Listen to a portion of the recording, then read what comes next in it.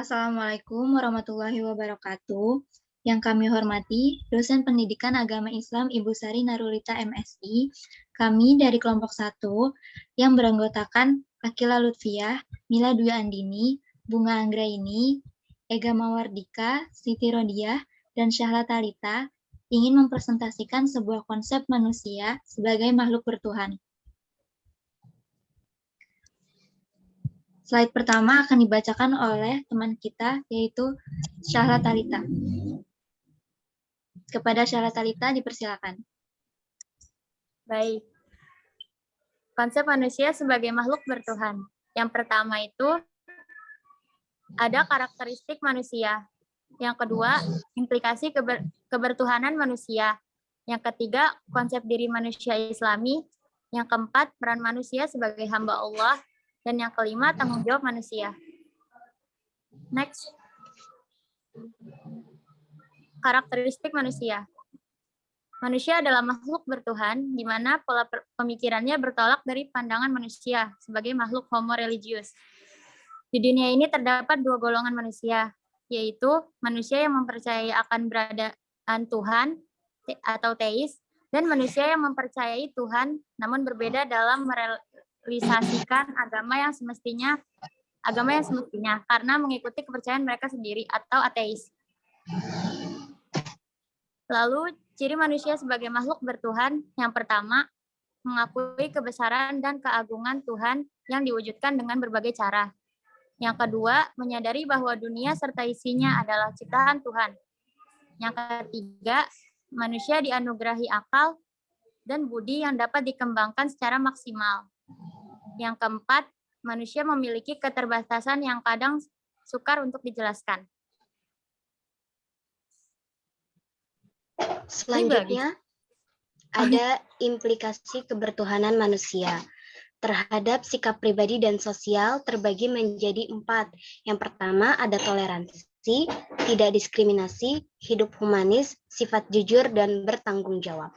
Selanjutnya ada membangun pribadi yang mulia, yaitu manusia yang memiliki kepribadian mulia, senantiasa taat dan berbakti terhadap Allah Subhanahu wa Ta'ala, mengikuti suri tauladan para nabi atau orang-orang yang rajin beribadah. Untuk membangun dan membentuk kepribadian mulia, tentunya harus diawali dengan penanaman keyakinan dan keimanan terhadap Allah Subhanahu wa Ta'ala dengan mempelajari serta menerapkan tauhid. Yang ketiga, ada interpretasi antroposentris. Di dalam antroposentris, tasawuf dapat memberikan jawaban terhadap kebutuhan spiritual. Tasawuf merupakan metode pendidikan yang membimbing manusia ke dalam harmoni keseimbangan. Tasawuf berisi prinsip positif yang dapat mengembangkan masa depan manusia seperti melakukan introspeksi atau muhasabah, meluruskan hal-hal yang kurang baik, selalu berzikir sehingga manusia dapat berada pada sunnatullah dan sirotol mustaqim. Konsep diri manusia Islami. Apa sih konsep diri itu? Menurut Harlock, tahun 2004 mengungkapkan bahwa konsep diri merupakan penilaian terhadap dirinya sendiri yang meliputi karakteristik, fisik, psikis, sosial, emosional, aspirasi, dan prestasi. Konsep diri dilihat sebagai faktor penting dalam berinteraksi dengan orang lain. Konsep diri dalam Islam sesuai dengan firman Allah Subhanahu wa Ta'ala dalam Al-Qur'an surah Al-Baqarah ayat 208 sampai 209 yang berarti, hai orang-orang yang beriman, masuklah kamu ke dalam Islam secara keseluruhannya, dan janganlah kamu turuti langkah-langkah syaitan, sesungguhnya syaitan itu musuh yang nyata bagimu. Proses pembentukan konsep diri ini yang pertama adalah umpan balik dari orang yang dihormati. Sumber ini berasal dari lingkungan mengenai orang-orang yang dihormati memandang seorang individu dan mengasah kemampuan individu tersebut untuk merasa dihargai dan diterima. Yang kedua, keluarga sebagai tempat praktik membesarkan. Keluarga akan memberikan cara dan pengaruh pada cara anak membentuk konsep diri. Sumber konsep ini merupakan bagian yang tak terpisahkan dari konsep diri. Sumber-sumber tersebut dapat berasal dari dalam diri individu, lingkungan terdekat, dan masyarakat yang memberikan penilaian berdasarkan nilai dan norma yang berlaku di masyarakat. Pernyataan di atas diungkapkan oleh Burns yang menyebutkan beberapa sumber penting yang terkait langsung dengan konsep diri.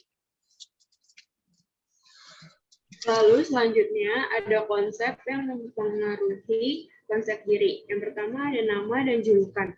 Nama adalah doa yang diberikan oleh kedua orang tua sebagai wujud pengharapan kepada anaknya kelak. Yang kedua ada hubungan keluarga. Hubungan yang baik dengan anggota keluarga juga akan memberikan sumbangsi yang besar bagi konsep diri yang dibentuk oleh individu. Yang ketiga ada kepatuhan seks. Penampilan diri, minat, dan perilaku membantu individu mencapai konsep diri yang baik. Selanjutnya ada penampilan diri. Daya tarik fisik yang dimiliki sangat mempengaruhi dalam pembuatan penilaian tentang ciri kepribadian seorang individu. Selanjutnya ada usia kematangan. Secara normal memang seorang yang sudah mencapai tingkat kedewasaan dan akan memiliki pola kematangan berpikir, kematangan pribadi maupun kematangan emosi.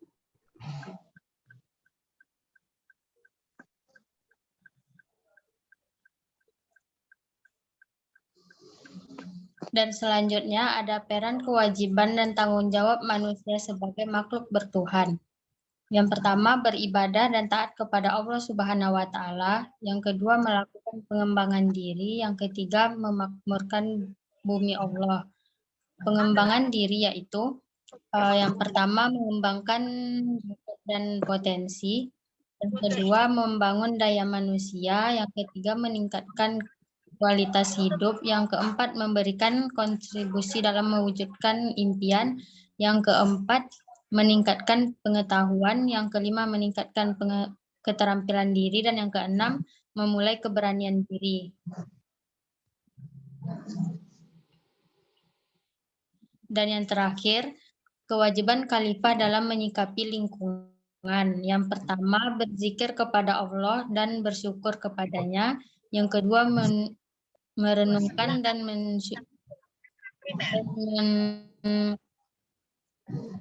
mentafakur keajaiban alam semesta dan lingkungan.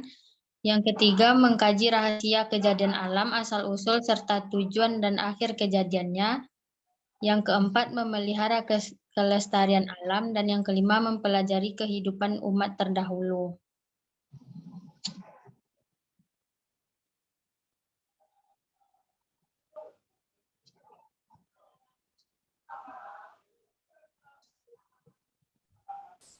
Baik.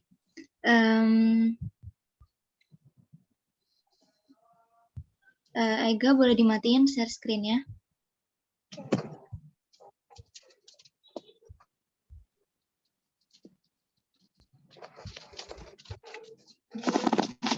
Sekian presentasi dari kelompok kami.